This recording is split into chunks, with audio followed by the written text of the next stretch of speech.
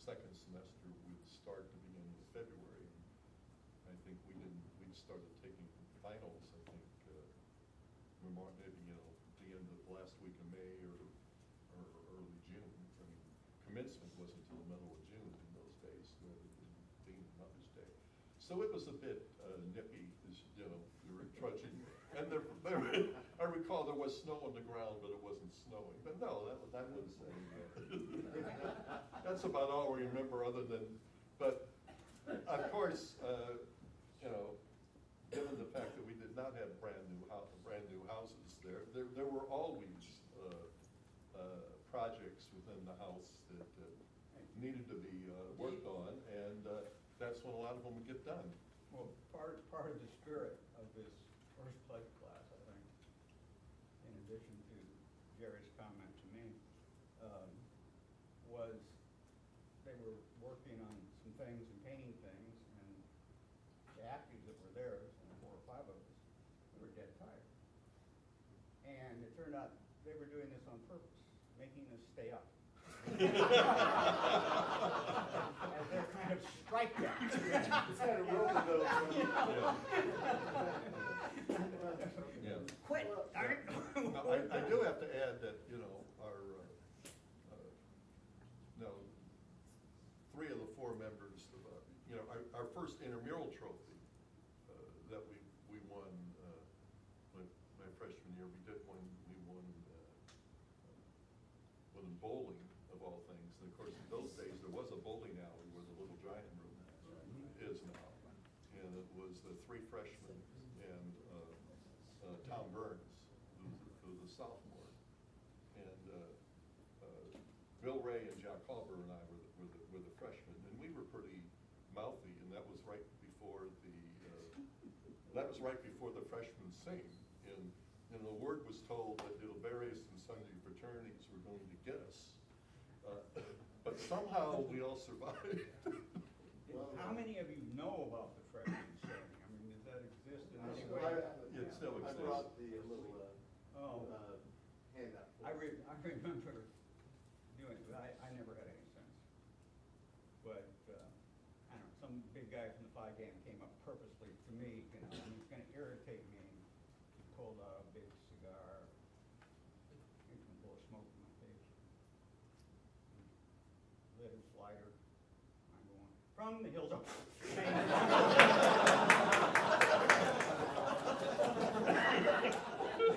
I blew it out twice before. Ken didn't say that all the intramural trophies were 4 inches tall, except for the bowling trophy was donated by the bowling alley, and it was huge. and also the scholarship trophy. So here we were, we had nothing. Were we going to be here next year even or not? But boy, in our room we had this huge scholarship trophy and this huge bowling trophy sitting right next to each other. How impressive can you get? Now, the Crawfordsville lanes, I think either the Comfort Inn or the Holiday Inn Express is where the Crawfordsville lanes used to be. But yeah, the owner of the bowling, the reason for that was the son of the owner of the bowling alley at that time, who was an independent, was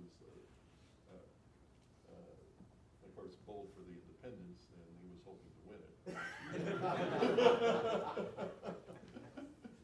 I'd like to add that just for the young guys here, I don't want them to walk out of here thinking that we were such, high lofted ideas, such a great fraternity, because we had a lot of perverse ideas. And I'm sure you've all seen the movie Animal House.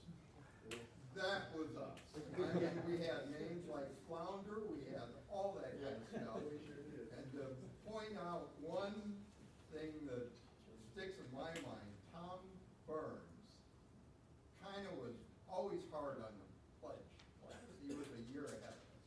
And he also was rough on the dog. Our dog was a boxer, just a massive boxer.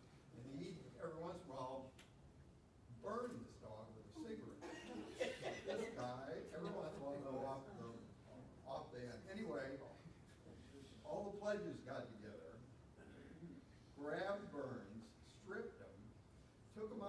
highway and taped them buck naked to a great big genetic corn sock. I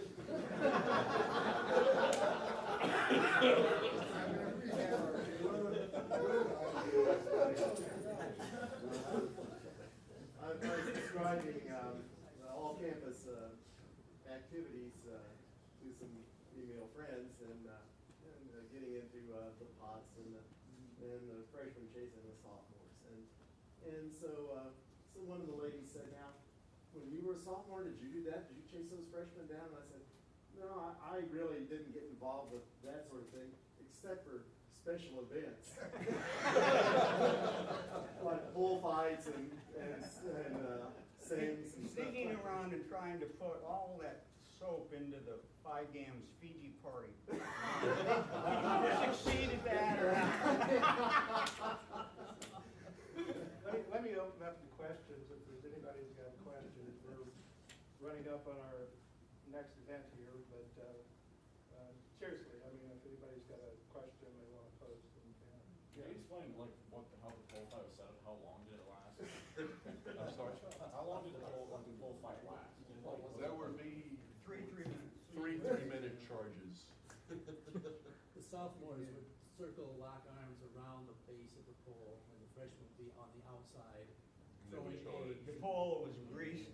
And it was about 10 or 12 feet tall. Totally greased. So they basically have to climb on each other's shoulders to eventually get to the pole, to the pot that was at the top of it. And sometimes it was nailed. Which is not How many years did that go on? Pardon? How many years did they have a pole platform? I don't know. Joe, When it fell by the wayside. I think it, We went out to say, I think it stopped in I think it stopped in 67 or 68 when we had that disastrous president, but I think he did away with that. The guy who fought, I remember our class, I mean, we had Butch Shearer signing our diplomas, and yet somebody was here 2 years and gone. Right? Cook. Cook. Yeah. Did we have to win, the freshmen had to win 2 out of the 3 events? There was No, we- they just had to get the pot off the top of the pole. But there was a tug of war, and there Yes. was, and There then was there a was a race. race. There was a race. Race We- and we the would pole win fight. that because we had. Yeah, well, the thing was, is Yeah. our freshman year, we had John Maters, who were gonna win anything that had to do with the race. That was not a. Bullfight always happened. John mentioned our dog, and John Packard keeps me up to date on all the Wabash things. And John told me recently that with the college owning all the fraternity houses, that dogs are not allowed in the fraternity house anymore. And you can understand why people get bit and they poop and all kinds of stuff. But every house had a dog, it seemed like, and they were impressive. We had a big Siberian Husky, and we had a Great Dane, and the Delt dog, the old boxer George, would go into class at Center Hall and fall asleep in class and just start snoring and passing gas and raising all kinds of things. They did an I article. love beer too. Yeah. An article my freshman year in the Indianapolis Star with lots and lots of pictures of dogs that went to college for their masters at Wabash College.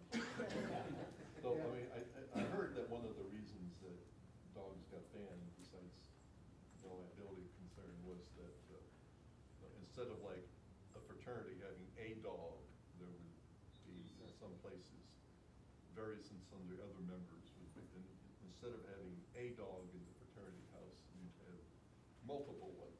And I can well understand how that would not We work. sort of had a sequential. We started with Bachelor, our magnificent boxer. He had, I think, congenital hip dysplasia on his hind legs, and so his front of his body was overdeveloped, and his head looked like a show dog. And then with the next one was William Barry. He was William Barry after Barry Goldwater, and he was a cross between a dachshund dachshund and a German shepherd.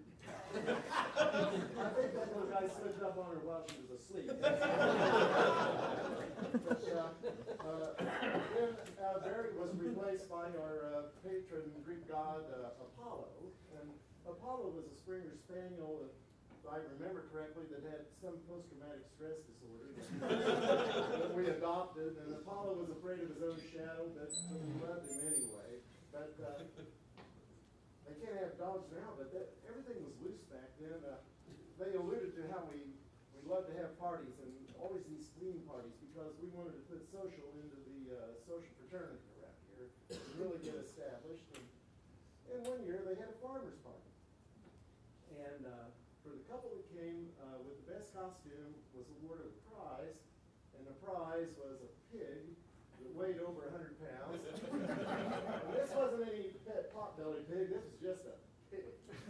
Well, we had a young married on campus, David Ong and his wife, about his senior year and everything, and they came like the farmer in the dell that took a wife or whatever. I can't remember exactly. Traveling salesman and the farmer's Oh, daughter. there we go.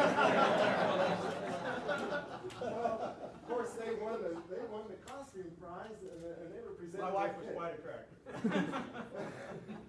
Garnered a few votes, I'm sure. Oh, yes, that had something to do with it, I must say. But anyway, they didn't want the pig, so they gave it back to the house, so, a lot of the rooms upstairs in the Kane house were pigsties, no doubt.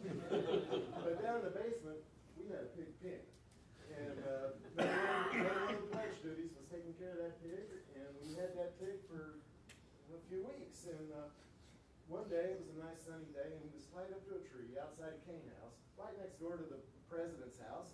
And if Mrs. Trippett didn't know the pig next door, why, everything was fine. Well, the pig got active, and he lunged on his rope, and he broke it. And the last he was seen, he was running between Yannies and Wall Hall, and straight to the 5 Annabelle house. And that year, I understand at their Fiji Island luau, they had fine roast pork. Or at least we never kept a squirrel with rabies.